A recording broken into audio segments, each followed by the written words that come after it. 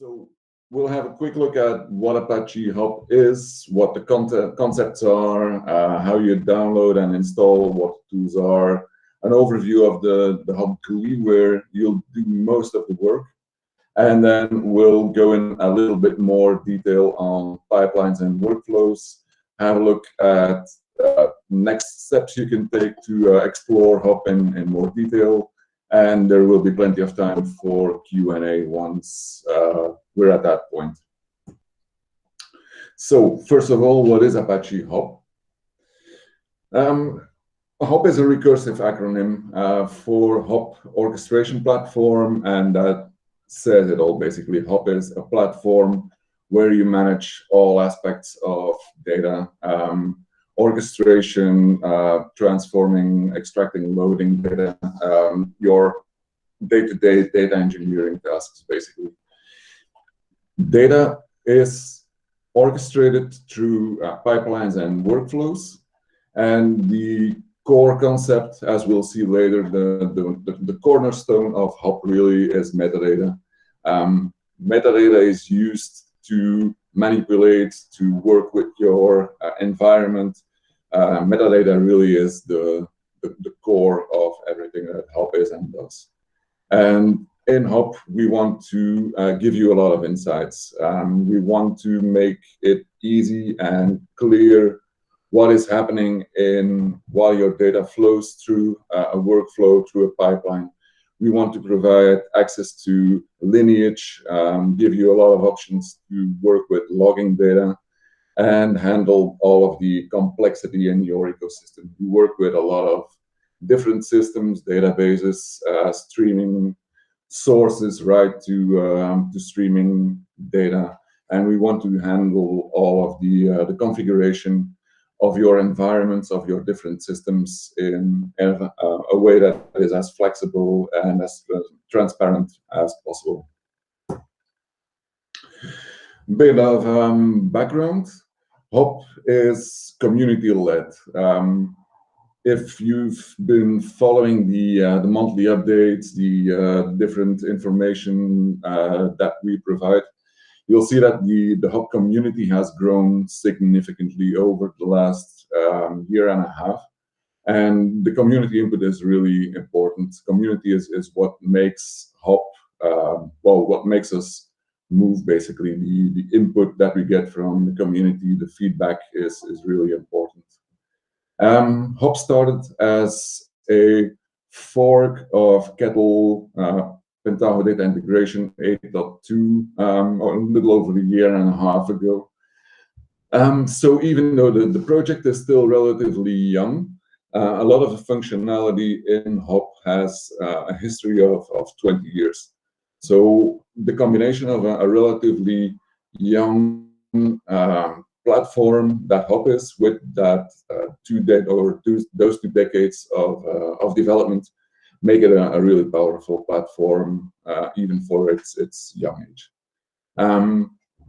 One of the important aspects or tools in Hub is the new and scalable GUI that was written from the ground up, and that makes it very easy to develop new functionality now, to add new features as plugins. But we'll have a look at that in a minute. There's a new metadata backend. We have a simplified tool set.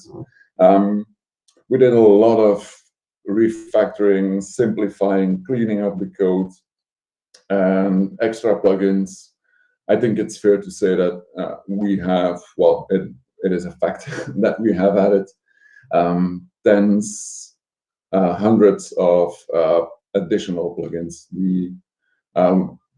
There are projects, the testing beam.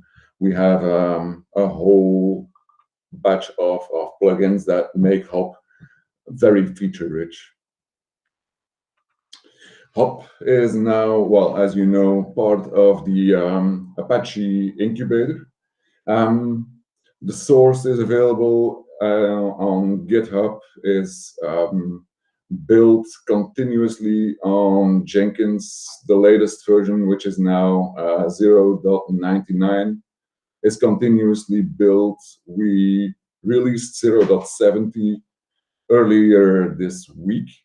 And like I said a minute ago, Hop is pretty stable, so don't let the low version number distract you. Hop is actually ready for production.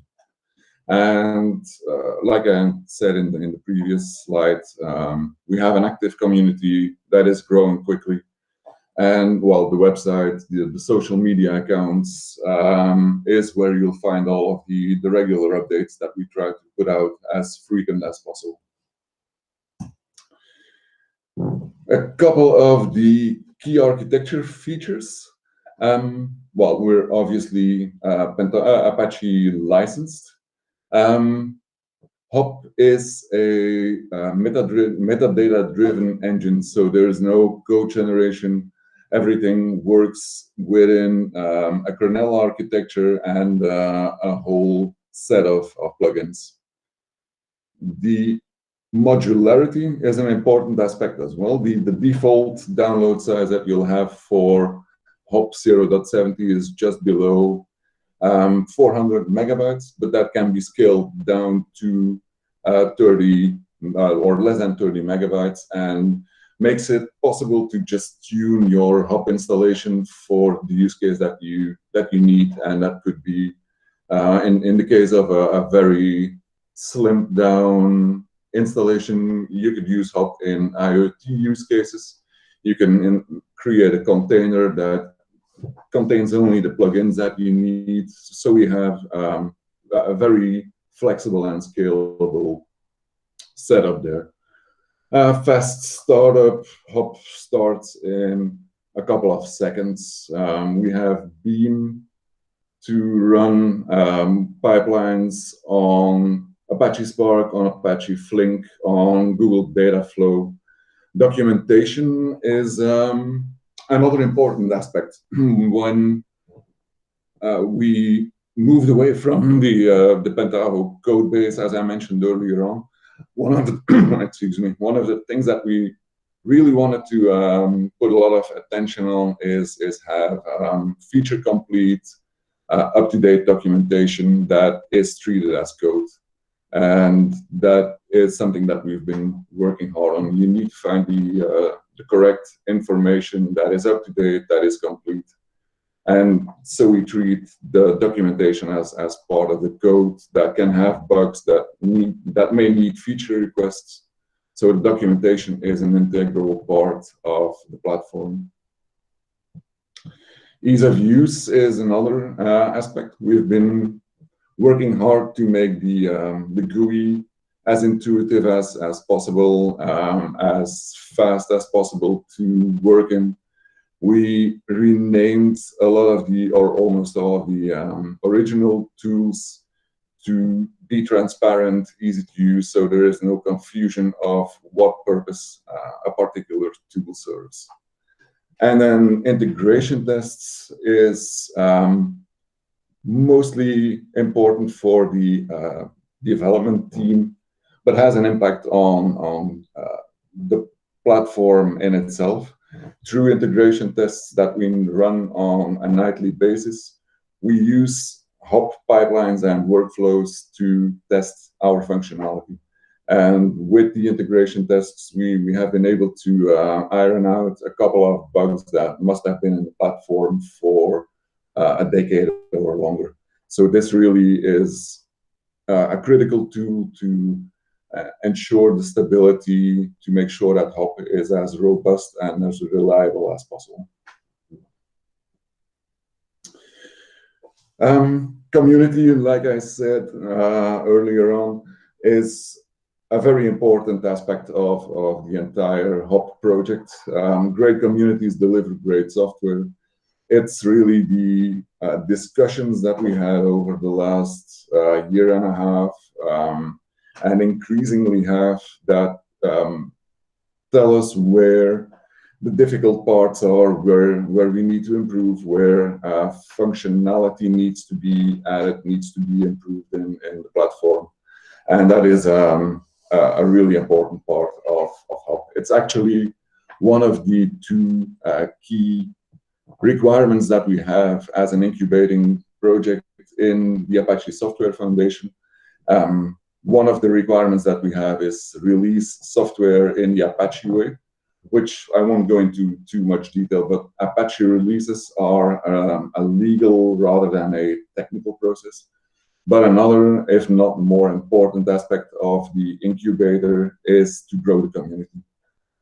So community, which you are all part of, is a really important aspect. Related to community is that it is important that no single company owns the software, owns the roadmap. So the community is what drives the roadmap, who decides which functionality is built. And we, as a community, try to listen to all of our community members. We welcome ideas, we welcome contributions in the form of code, bug fixes, feedback. No bug is too small or too big to fix.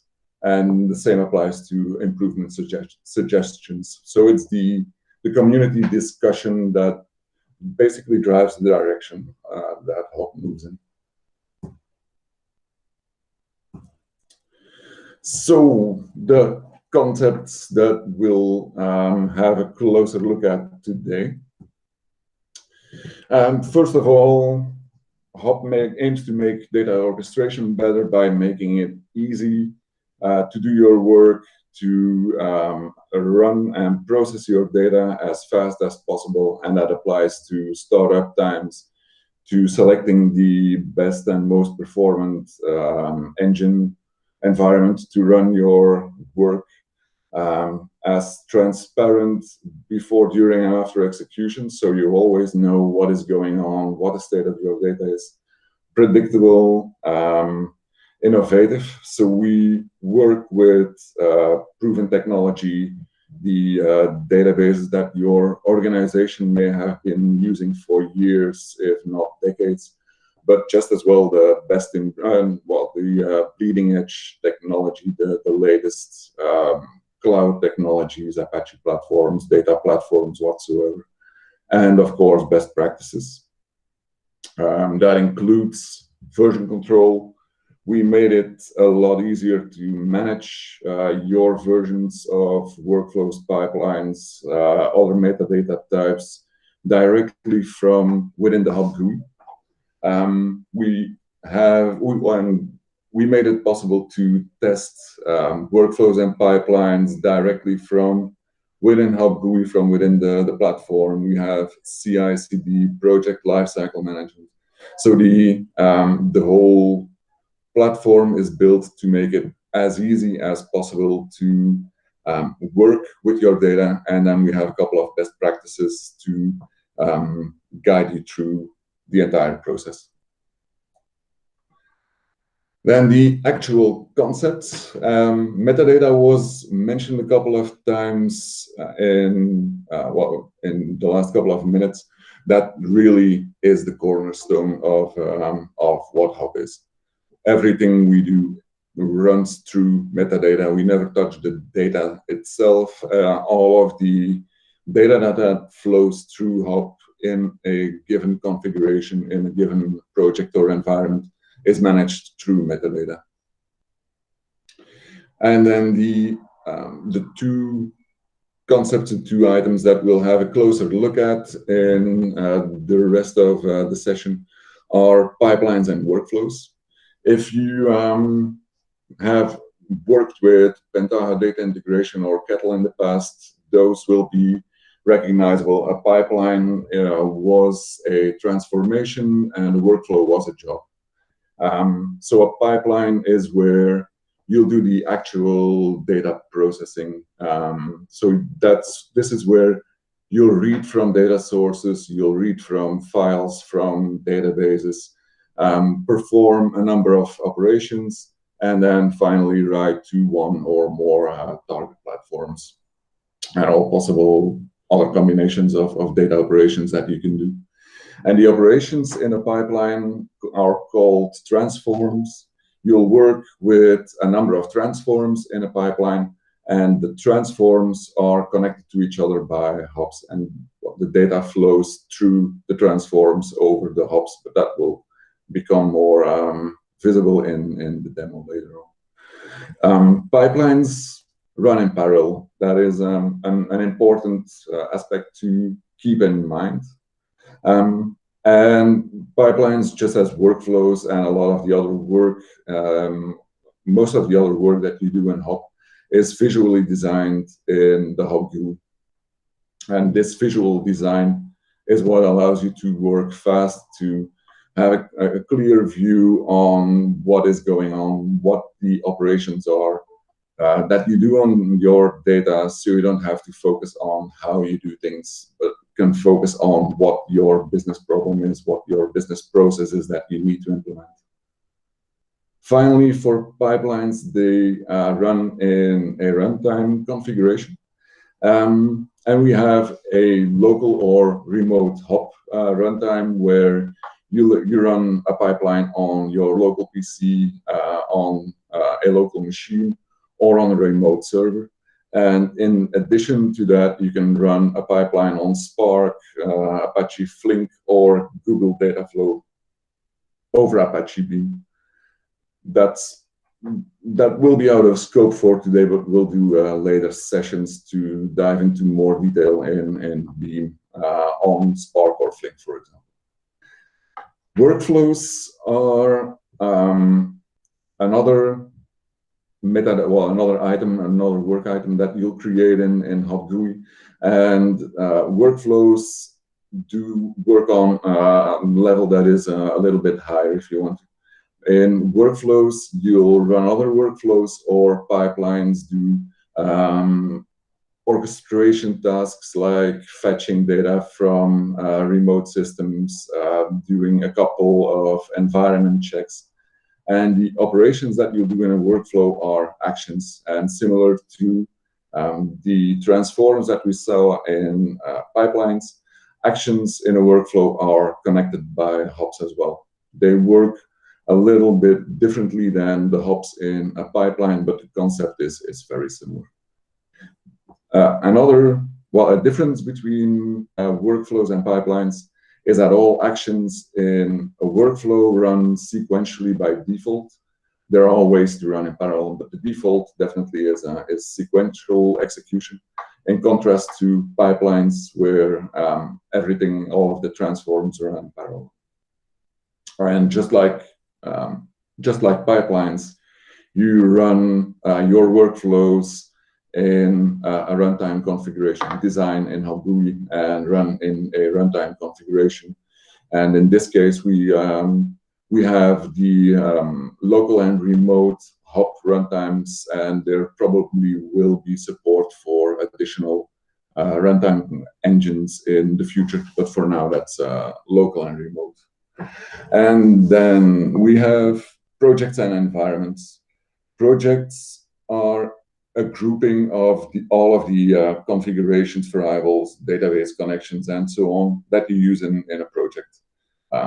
And a project is, for example, a sales data mart that you build, a production data processing project. And projects are on a rather conceptual level. So you'll talk about what happens in the workflows and pipelines within that project.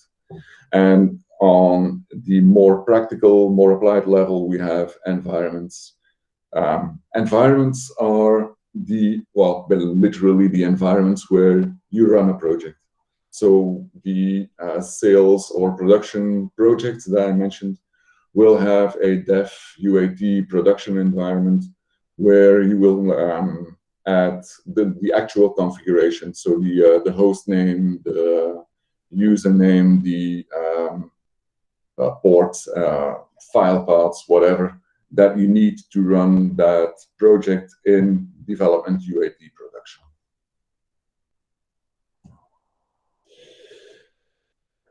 Download and install will be pretty quick because we made it as simple as possible to download and install Hop. The only prerequisite that you have is a Java runtime. Well, Hop is built with Java 8, runs fine with Java 11. And if you have an operating system that supports Java 8, Java 11, you should be fine. You can download the latest release through the download page, and you'll get a zip file. And if you unzip that zip file, the most basic installation you can have is done. There are tweaks and configurations that you can do to optimize your installation. You can set a couple of configuration variables, do other tweaks. That is out of scope for what we'll cover today. But the most basic installation is download and unzip. Then we'll have a quick look at the tools in the Hop, in the Hop platform. So the tool that we'll look at today and that you'll spend the vast majority of your time in is Hop GUI. Hop GUI is basically a visual IDE. You have the pipeline and workflow editors there. You can run, debug, preview your data, manage your metadata, so your database, NoSQL connections, your runtimes, set partition schemas, all of the design items, management work that you do is available in Hop GUI. Then we have HopConf, which is a command line application to do a lot of the management tasks from the command line. In a lot of server cloud environments, you may not have access to a GUI, to a desktop environment, and this is where you can use HopConf to manage the aspects of your configuration for that system. Hop Encrypt is a tool to encrypt passwords, so you don't have to add plain passwords in configuration files, plain text passwords anyway. Hop Run is a command line tool to run Java workflows and pipelines from the command line. So similar to the way you would run a workflow or a pipeline in Hop GUI, you have the option to specify a project, an environment, add variables, etc. And again, if you are familiar with Pentaho, this corresponds to Kitchen and Pan, but then in one unified tool, and takes away the confusion that a lot of people had that, well, Kitchen Pan doesn't make it very clear what to exactly does what, and Hop Run is a lot easier. Hop Search is a new addition to the platform that just didn't make it to 0.70, but will be available in future releases. And Hop Search is a command line to manage, to search all of the metadata in your Hop environment or in a specific project. The functionality there is similar to what you have in the search perspective in Hop GUI. And then finally, the Hop server is a lightweight server where you can run workflows and pipelines through a REST interface. And for people who want to translate Hop into their native language, there is a Hop translator tool. I added CLI. That's not correct. The translator is a GUI tool that you can use to translate parts of the Hop GUI and other tools that haven't been translated or that you think can be translated better in the Hop platform, and enables you to quickly change messages in the Hop platform. So Hop GUI overview, and this is where I think we'll switch to the more hands-on part. So, Hans. Yes, thank you, Bart. All right. Let's take over. Share now. Screen one. So, good evening, everyone. As Bart stated, installing Hop is as easy as downloading the latest version. We had a release earlier this week, so we have a client ready for download that can be opened. This is the 0.70 version, and our goal is, well, this is like the first preview version going towards a 1.0. So all necessary functionality has been included, and we will be focusing on some code hardening and bug fixing moving forwards towards a 1.0. For those of you that come from PDI or Kettle, the interface may look familiar, but it has been rewritten from the ground up. When opening the client, you will notice that we have gone for a sleek design, and we have a couple of important bars. So on the left-hand side, we have a perspective bar. On the top, we have our main toolbar. And the first thing you'll notice is that we use this project and environment setup. By default, when downloading Hop, you will have a default project and a samples project. The default project is ready to use for some basic development, and the samples project will obviously contains all samples we have created. On the left-hand side, you have a perspectives overview. The default perspective is the one to design your workflows and pipelines. And then we have a couple of tabs. The first one is to manage your the metadata objects that you have created. So we created a overview with all your possible database connections and other types of metadata objects that can be managed and created directly here. Those are all linked to a project. So when switching to another project, you will get a list of objects that is attached to that project. Let's go back to default. In the default project, we added a local workflow configuration and the local pipeline run configuration. This uses the Hop local pipeline engine or workflow engine. And from here on, you can create new configurations to go to other engine types like Beam or Spark. And when selecting that, you will get all possible configuration options for that engine. And that is stored neatly in your project and can be reused.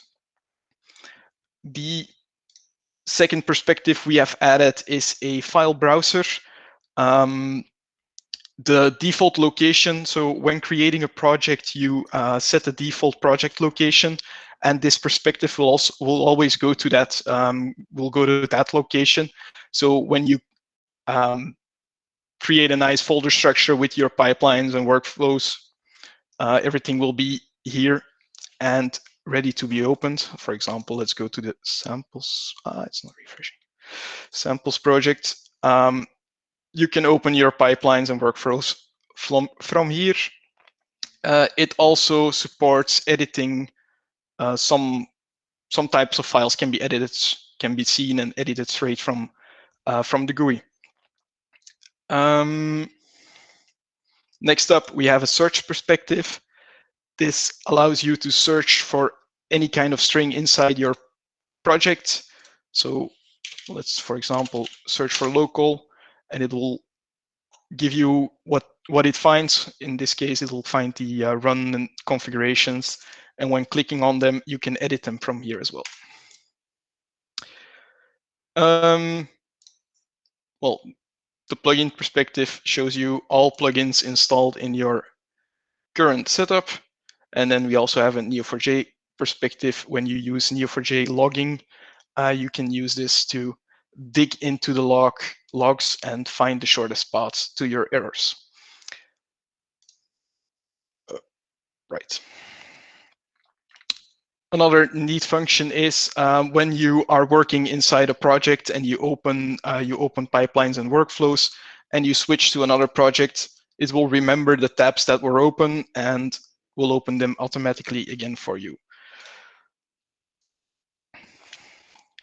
So let's start by creating a sample pipeline. When you click new pipeline, it'll say click anywhere to start, and when you click somewhere, a action dialog, a context dialog will pop up, giving you the full list of available transforms. And let's, for example, add a generate rows.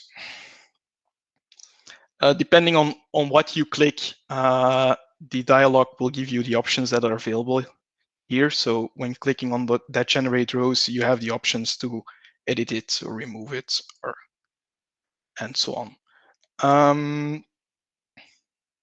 This is very familiar to what you're used to in Kettle or PDI. Let's add another one. For example, we added a fake data generator, which is very useful when you're testing or developing stuff. This transform can be used to generate random lists of data. For example, you could, for example, generate some Pokemon names, which can be used later on to test some functionality. Creating hops. There are several ways to create hops. The first one is to click your source, click on the create hop button and go to your destination. You can also use shift and drag and create hops like that.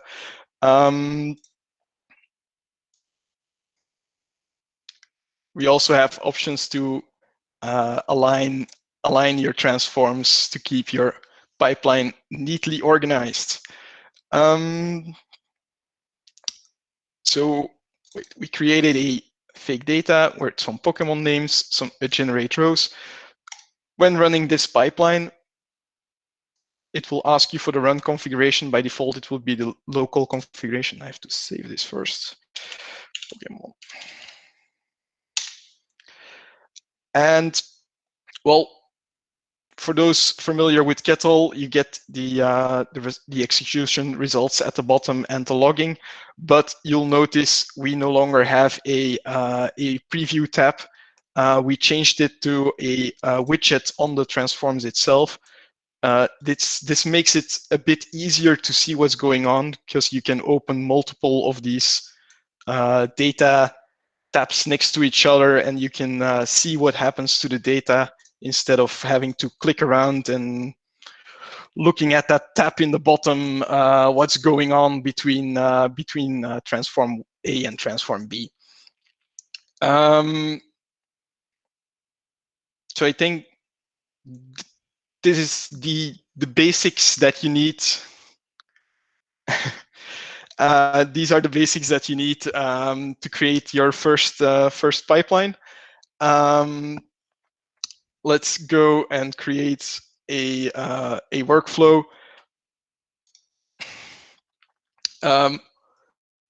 Start is automatically added to the workflow because we always need a start. Basically if you have experience with Kettle, it will all feel very familiar. We can add a pipeline step to execute our newly created pipeline.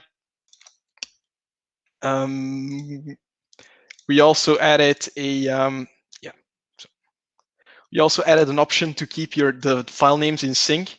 So by default, it will automatically rename all your pipeline steps to the attached pipeline, which makes it a bit easier to keep overview. We changed some coloring for the unconditional success and failure hops. Yeah. And I think that's about all you need to know to get started with your first workflow and pipeline. If there are questions, want to dig into something specific, feel free to ask.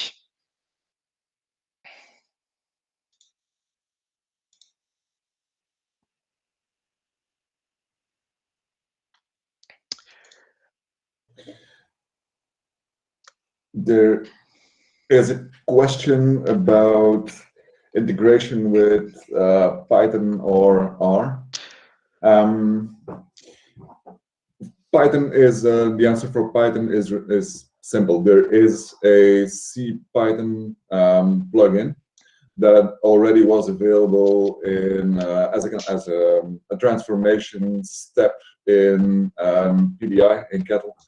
That was originally written by Mark Hall, and that has been Mark ported that Kettle step to a hop transform. So Python is available.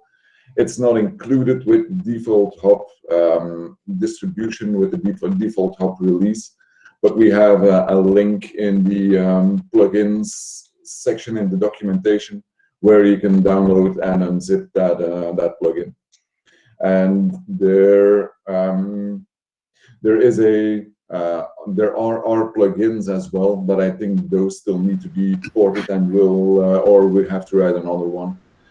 We have to look at the available options, the available licenses that those options have to see if it can be included in hop or will be included as an external plugin. So Mark ported the whole machine intelligence set of plugins that he has. Yeah. And I'm sure you can run R with that as well. You have integration for R, MLlib, like a whole series of well, yeah, need to check. I'm not sure about. Yeah, well, I'm not sure as well. I'm not sure either. TensorFlow, yeah, deep learning for Java is there, so there's quite a rich set of libraries there.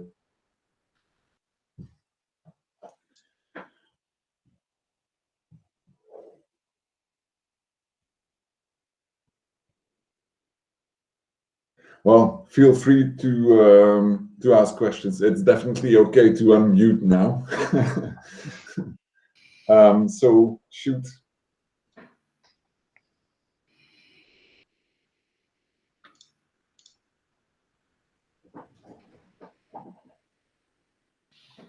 Hi, have a question about web service integration. You will speak later about this or now? What question exactly? Because how to call jobs from as a web call? If it's possible, it's a feature. It should be very good to have some call to run a job. I can answer that if you like. Go for it, Matt. I think, hang on, let me just unplug my second monitor. Yeah. So if you take a look at the metadata, this is part of 0.70. You will notice that there is a new web service metadata type. And what this metadata type basically says is that, actually, I think I have a sample here somewhere. Yeah, so this is like a test service.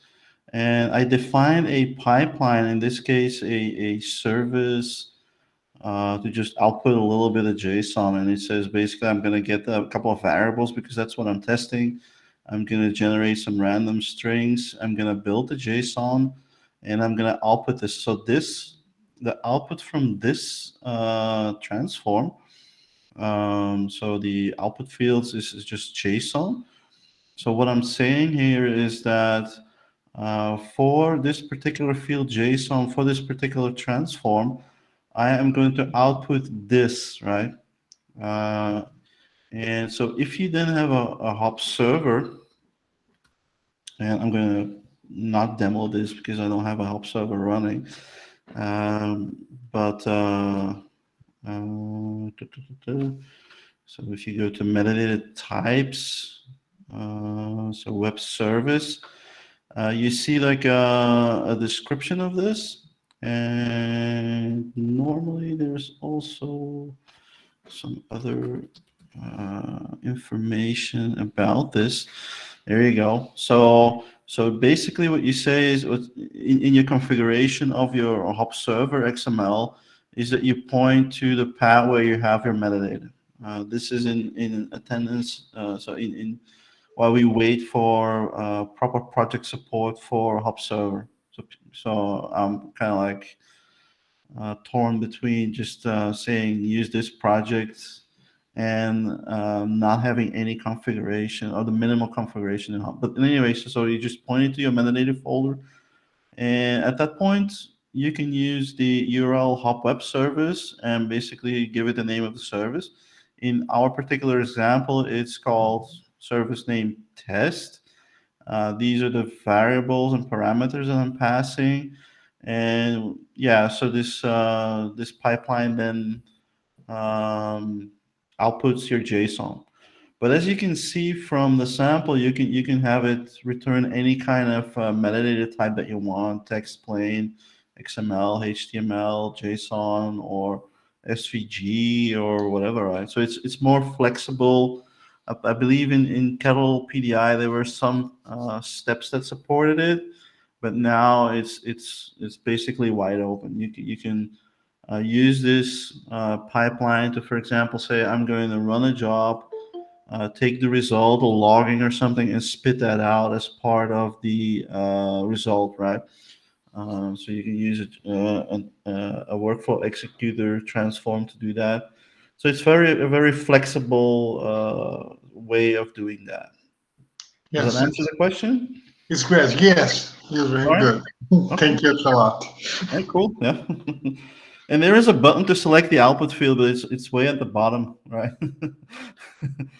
It's down here. You know, most people they might miss it because all these things, they can also be like floating dialogues, and so yeah, that's how this ended up like that. All right, let's give it back. Any other questions? Yes, I have one question.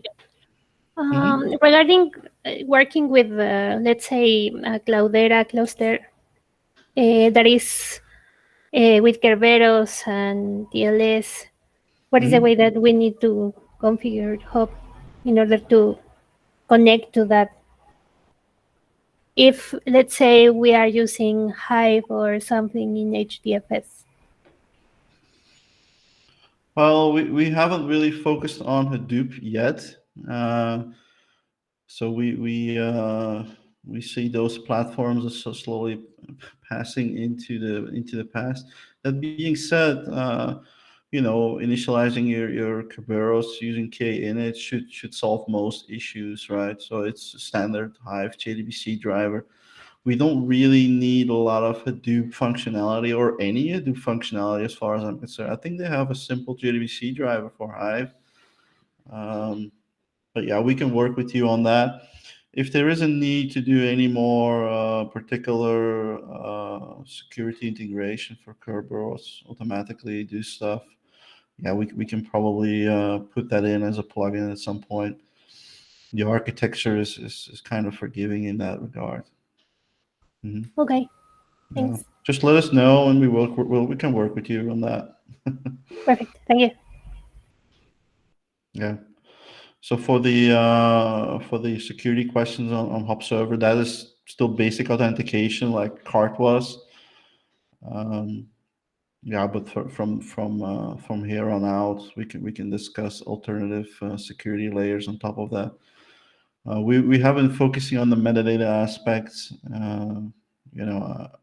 adding security layers is a fairly simple thing.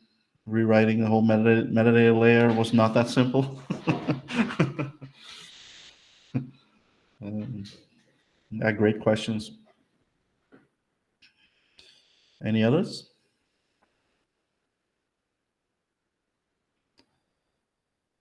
So what you will see is that Bart talked about the way that we approach plugins, for example, and what you have is projects and environment, for example. They're a plugin itself. They're not part of the core of Hop. So if you throw away that project folder in the plugins, you will see that all of a sudden there are fewer options in the GUI, fewer configurations options in HopConf, fewer options in HopRun. So these concepts, these metadata concepts, everything is basically pluggable. And so by doing that, we come up with a very flexible way of adding new functionality and removing functionality as well. So environments, I don't know if you can do that, Hans, or I can show you an example. Yeah, I'll go ahead. I'll dive back in, right? So let's take a look at I don't need this one. So let's take a look at an environment. So this was for a project I was working on. So a fraud POC for Neo4j. This was running on pretty beefy hardware. So basically what it says is that, okay, so for project fraud POC, I'm doing development on this machine, right? And to store my environment specific variables settings, I have created another file called environment.config.json. You can see it's in my project home folder. So typically I add this file, environment config.json to .gitignore, so that I don't accidentally check it into Git, right? Because I don't want that. I want to have a separate file on the server that I'm running on and I'm testing on and I'm running in production on. But in any case, so you can basically say, okay, I have a local host name. I'm just testing on my local machine. I have a folder. I have like data. So these are all things that are specific to my local environment. On the server that I'm running on, if this will be different. And no, this is fine. And so the way that Hans said it, so this one is red, so not checked into Git. You can basically see it's a simple JSON file. The metadata in Kettle was XML, hard to read. We believe that this is easier to work with on the server in those scenarios that you don't have a full GUI at your disposal. This is also the reason why we've added Hop Search as a command line tool, because good luck finding that one hard-coded value in 20 different folders in a large project, right? So this will take the sting out of that. So yeah, so basically it's a very simple concept. Keep in mind that we've added the ability to add multiple projects, environment configuration files. So you can have like a parent environment config file for multiple environments on the same machine, for example, right? If you're running multiple projects, so you can have a layered approach to that. The same is, by the way, true for projects. So projects themselves can also inherit from other projects. So, for example, this can inherit from my base project or default as it is by default. And all the metadata objects and variables that you might have defined in here are inherited. So that's nice. So it prevents duplication of metadata. Always having to redefine local.json, for example, is not very useful. Does that answer the question? Yeah. Any other questions? Yeah, I'll read the questions. Not we have next one is about logging run executions. Is only output to Neo4j built in, or could we configure to a traditional database? So that's an excellent question. So I have a few examples here of, well, this writes to a file, right? So this can be very easily changed to a table output transform so that you can write to database, or you can write this file to S3, or later to Stackdriver or whatever. So Stackdriver is Google, and maybe Amazon has their own logging, and Azure has their own logging. So the goal is to not hard code anything anymore, and even the Neo4j perspective will probably migrate to something more generic in the near future. But this is done through metadata again. So the file logger pipeline I just showed you basically is executing for every pipeline that you run. It's going to execute this pipeline, right? So this one. And so this thing has two functions. So you have logging on the pipeline level, which is like the in the logging tab transformation in Kettle. And this one will also logs the transforms. This is the steps level then.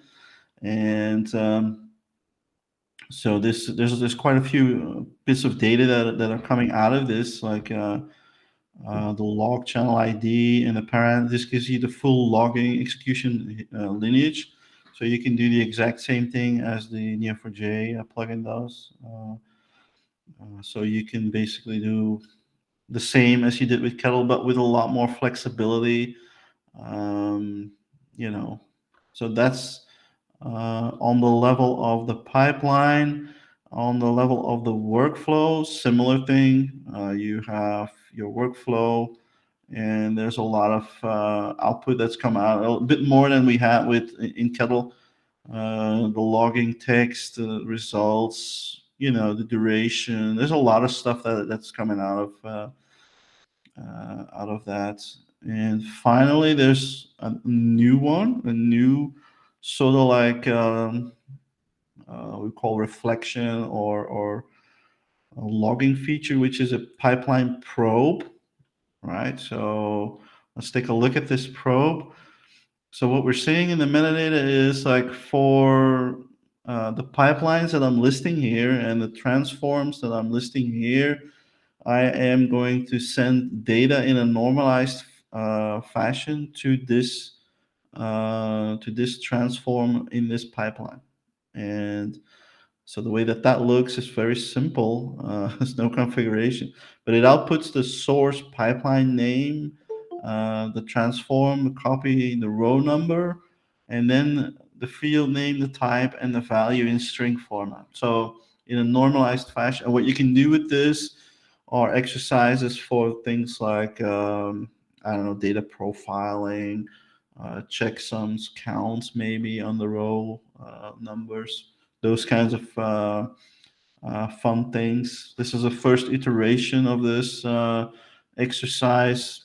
We're looking forward to your feedback as to how useful this is, but it was fun to do for sure. Yeah, does that answer the question? So a little bit more flexibility. The flip side is that you need to do a little bit more. So what I was thinking of in the near future, based on the feedback, is like, okay, people are using these new metadata objects in these fashion. So maybe we can add a little bit more metadata on the receiving end where that logging gets stored, and then allow plugins to retrieve that logging data in a generic way through a standard API, and then we can change this interface to something generic that doesn't just work on Neo4j but on all databases, on all targets, on files, on whatever, right? So that's the goal. So, but yeah, let's wait and see how you guys are using and abusing these things first. Yeah, thank you. That Yeah. was what I was asking. Thank Okay. you. Yeah. Any other questions, Bart? Or maybe Yeah, there was one about Parquet, Avro, and org files. Well, for 1.0 specifically, but I guess in general. That's a good question. Shouldn't be. So the consensus, I think, from chatting with people is that for Avro specifically, so for Avro and JSON, we have been working on creating a new JSON data type. For Avro, I would love to do something similar because it's basically a well, Avro is basically a set of is basically a row of data, right? It's a set of rows of data. And well, the question is because I'm working in mainly machine learning, and Parquet is becoming very common to exchange data between big data clusters and cloud data warehouses because they are very easy to import in BigQuery, Snowflake. So that's what we're working on for not just machine learning, but specifically for Kafka as well. You see it pop up a lot that you get basically Avro encoded messages, and so yeah, that's the next step. So the JSON data type was added, and so the next step basically will be to add specific transforms that you can pick and choose what kind of data that you pick from it, or all fields in the Avro or JSON file, stuff like that, right? More flexible mapping. But yeah, Parquet specifically as a compression algorithm. It's in the libraries for Beam for reading, but I don't think it's in our set of plugins yet for. Let me just. There used to be a way to. And if you write Beam in Python, Parquet is still quite painful because you have to define the schema. There is no automatic schema detection. Yeah. So for Beam specifically, schemas, we've basically have a Beam file definition. Maybe I can just. This is also part of your samples. So these things like the Beam input folder probably just needs a Parquet encrypting option to read these Parquet files or a Parquet input. But yeah, so Parquet input is probably easy to do. Probably something that we can hack in quite quickly. The best thing to do is to just create a couple of JIRA cases for listing what exactly you want to do, and then we can make sure that we add those things. The Parquet code, I actually wrote that, I think, at some point. I remember doing that for a project in London. And then a lot of some other project, they are using Apache Arrow as in the memory format to go to Parquet in an easier way, I think. I'm not sure about the details behind it. Yeah, so that helps us tremendously if you could create a JIRA case with the specific use case. Yeah. And so I'm interested in you can see like in the big data realm, Beam Ravel, we've been adding things like BigQuery, the more popular things, but Parquet for sure, and then specifically an Avro data type for so that's right now if you have Avro coming in, it would be just easier if that would just be an Avro data type instead of a string that gets converted to whatever, right? There's no need to I'll write some use cases and I'll try to get some that helps tremendously because that makes us make sure that we are on the right track immediately with these things. Thanks. I think in general, creating JIRA tickets for functionality that you would like are equally, if not more important than creating bug tickets. It's really important to know what you would like to have, and detailed use cases definitely have definitely add a lot of value. So don't hesitate to create tickets if you have a need for some functionality. I was going to show it, but the tools doesn't work on my browser for some reason.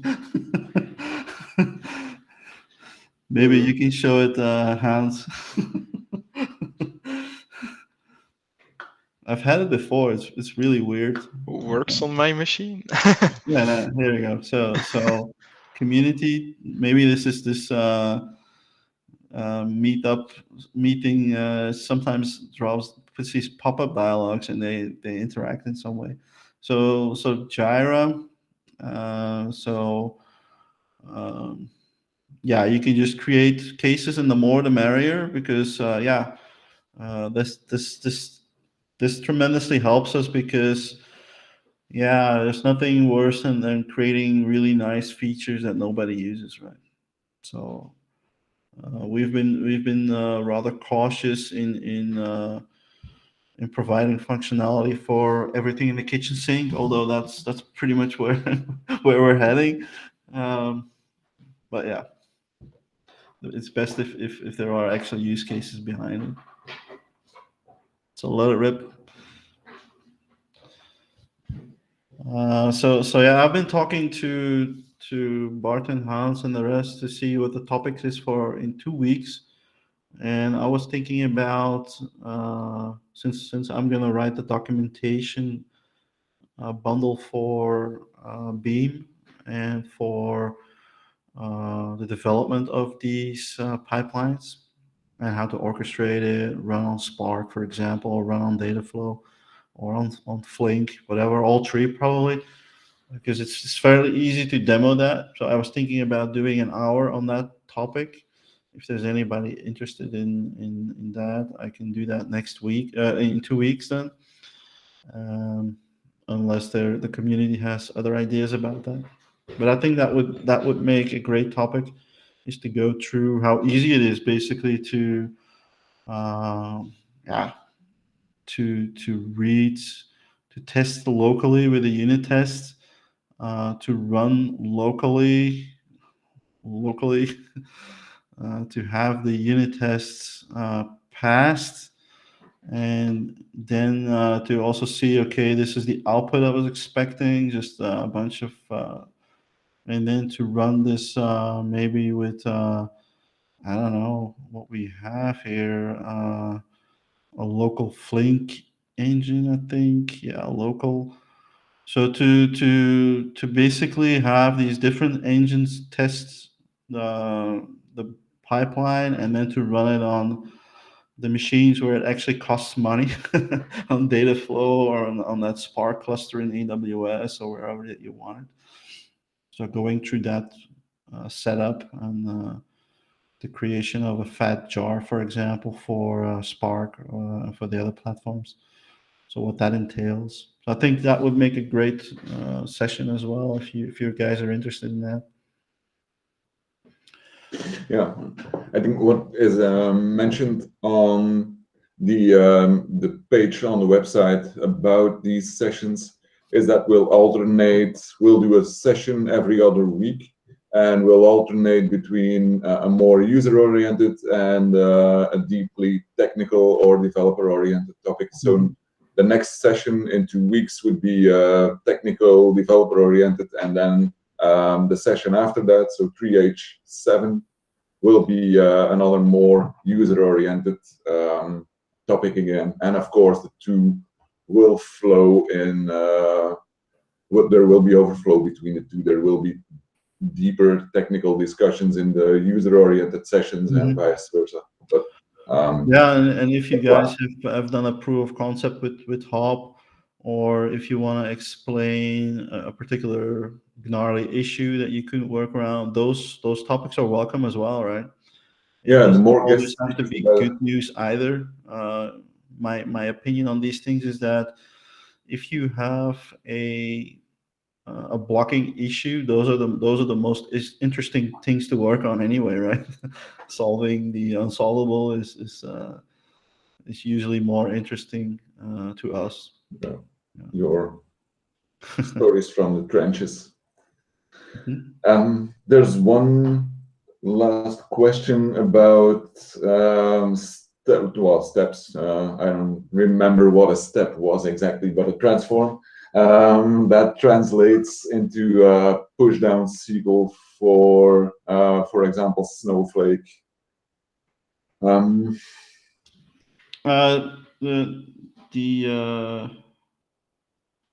That was, I think, the data services plugin for Kettle. We haven't quoted that one yet, which is a JDBC driver basically, which does push down optimization.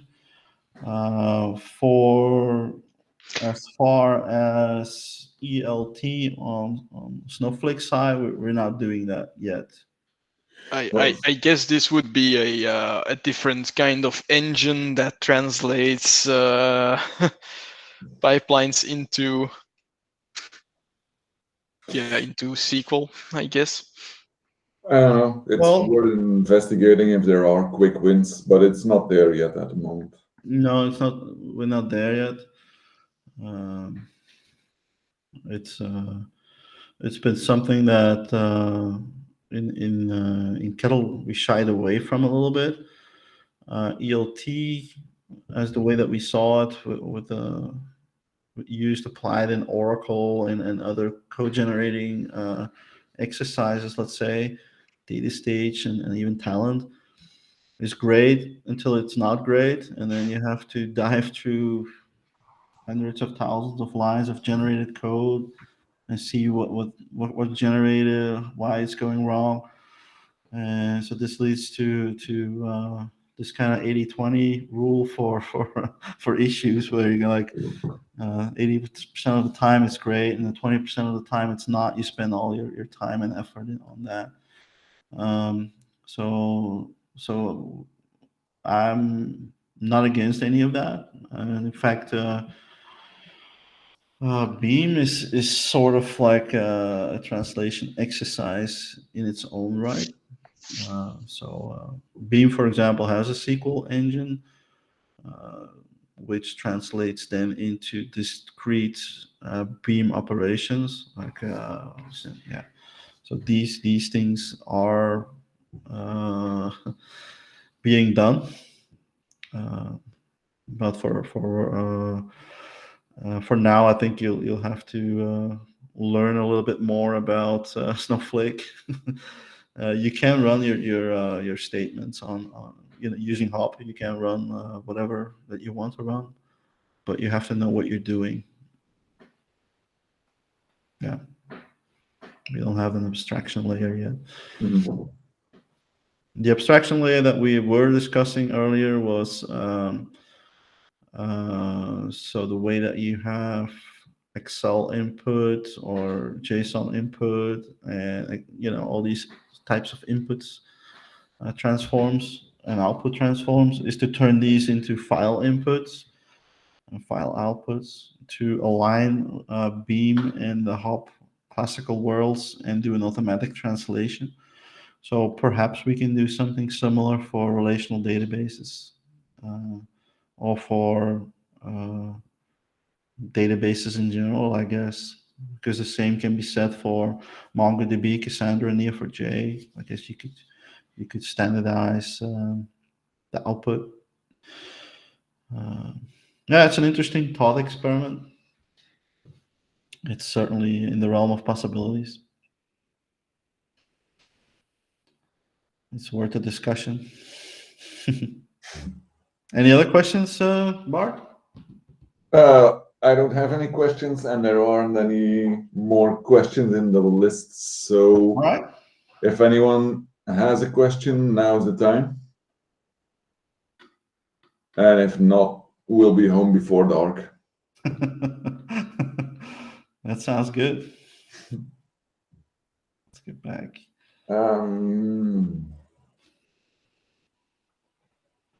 NSCI pushing the project to a hub. So is there any interface to upload the changes to the server?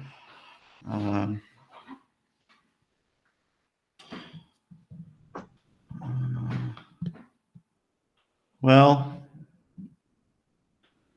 so the server Clayson these days is completely configurationless. So the standard way, if you just start up a hub server somewhere and you have a hub GUI and you run your pipeline on it, it will receive all the metadata from the client. So there's no more copying metadata or whatever over to the server. But we see another use case pop up more often. That is, yeah, we want to use a Docker container to run, right? And so in those scenarios, what my colleagues have done in the past is have this this Docker build script that basically says I am going to do a git pull into my image and version every day, whatever I'm running, and that way you have the executable, the hop Docker container, and what you're executing the metadata in the same Docker image, and then you just run that. So that works really great because then you have because these Docker images they're version control, right? So you can go back and see what was executed a couple of days ago, for example. So there are various ways of looking at that. Yeah. So yeah, so I think integration with GitLab, Jenkins, that's something that Hans is specialized in. He set up the whole CI/CD, so the whole integration testing infrastructure for us. So that works really great. So we do the integration tests every night. Is there something that you can show, Hans, or? I don't know about GitLab integration. It's not my cup of tea.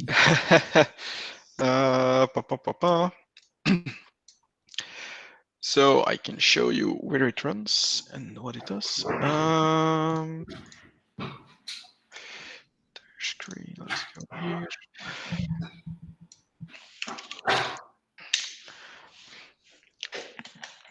So the Apache Software Foundation has a Jenkins server that we use. There's quite a lot of notes on there and other projects. If you go to builds.apache.org, you will see a hop somewhere along the list, and we have a couple of projects or builds that run. The most important one being, well, our software platform itself. And another very important one that we run every night is our daily test and sonar. What this basically does is it takes the current version of the code inside our, let's take that one as well. Inside our project folder, we have a folder containing integration tests. So these are all separate hop projects, and each and every one of them contains a set of workflows that will be executed daily. So what this does is it picks up the code and those tests, it creates a Docker container, and it runs the tests to output. Well, we generate some XML that is compliant for Jenkins to pick up, and then we get a result set showing how many tests have run, how many have passed, how long they took, and we run this every day to make sure we have no regressions. So we're not only running those default Java unit tests when making changes to the code. No, we're actually running jobs and running workflows and pipelines to see if everything still works. So this should avoid regressions when moving forward. Just that's about what I can tell about this.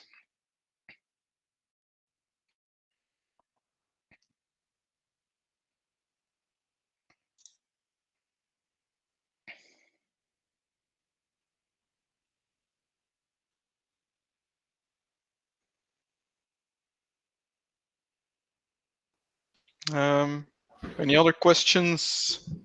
Yeah, it was on the R plugin. So we don't have a dedicated R plugin yet. I think, again, it starts with the capturing of the requirements. How exactly do you want to run R? And how, what does your environment look like? You have an R server and you want to execute something on that R server. Do you want to pass data to it? Do you want to get results back? Or do you want to just have R generate the result files? Tell us a little bit about how you want to do that.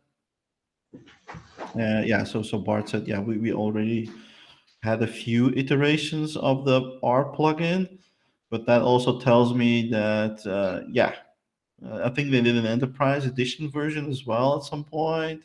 Yeah. So that tells me that there is some friction there in the requirements. So it's important that we capture those correctly so that we don't have to go through the same pain of making 4 versions again. Yeah. Yeah. It's Well, we can look at the existing plugins, see if it's any benign to use as a quick start, and then start working from there. But like Matt said, and like I was typing as well, creating a JIRA ticket with as much information that could be relevant to share will definitely help. Yeah, absolutely. Yeah, we're also looking at like the now that we're in Apache incubator, we're also looking at our fellow projects and see which of those we can integrate on. So we already created a connector for Doris, which is a database. Apache Arrow, for example, also looks interesting to maybe add, and yeah, those things can also help increase our ecosystem. Yeah. And if you do speak Spanish and you want to see the GUI translated or any other language, if our people from France want to translate or improve the translation, so let us know. Join the club. Help people like Sergio out who've done a great job with the Italian translations. I'm just saying he did a great job because I don't know any Italian, but I think he's serious about it. Thank you, Silva. It's quite easy and fun actually now. Sergio did some work in improving the GUI, and others have stepped in. Yeah, and we have documentation. Actually, we have pages on how to get started and how to set up your development environment if you want to help out development. So the initial days of pain have sort of passed on, and we're capable of helping you out in lots of ways actually. So let us know. Documentation as well. If you see anything missing, say, hey, I was looking for this and couldn't find it. We have a blocking JIRA case for all missing documentation items, like Bart said. So let us know, and we take those seriously. We try to keep the documentation minimal. We won't write excessive links. Maybe we won't write excessive pieces of work. So maybe somebody should write a book about hops to cover that aspect. But we want to help you get to the information as fast as possible. And sometimes that means being concise, not writing too much, right? All right. So yeah. So let us know, and we take all those cases quite seriously. We really want to have like a solid 1.0 before the summer. Yeah, in the next. So talk about maybe end of next month. We want to think about freezing the code base and starting to think about a 1.0. Because after 1.0, there will be a 1.1 and a 1.2, and yeah, there's plenty of numbers. But I think it's important to start pushing versions out on a more regular basis. Yeah. Now that we've gone through the pain at the Apache Software Foundation, on the legal side of things, it should be easier to do the next ones. And thank you, Landy, if you start translating in Spanish. Appreciate it. Yeah. All right. Yeah. Okay. Well. Thank you all for joining. Appreciate it. Thank you very much. Again, a lot of people, a lot of interest. That's very nice to see. If there are any topics that you'd like to see discussed in any of the future sessions, let us know on chat, Twitter, or LinkedIn, doesn't matter. Any way you can contact us is fine. All right. Have a great day, evening, wherever you are. Thank you very much. Cheers. Bye. Thank you. Bye. Bye.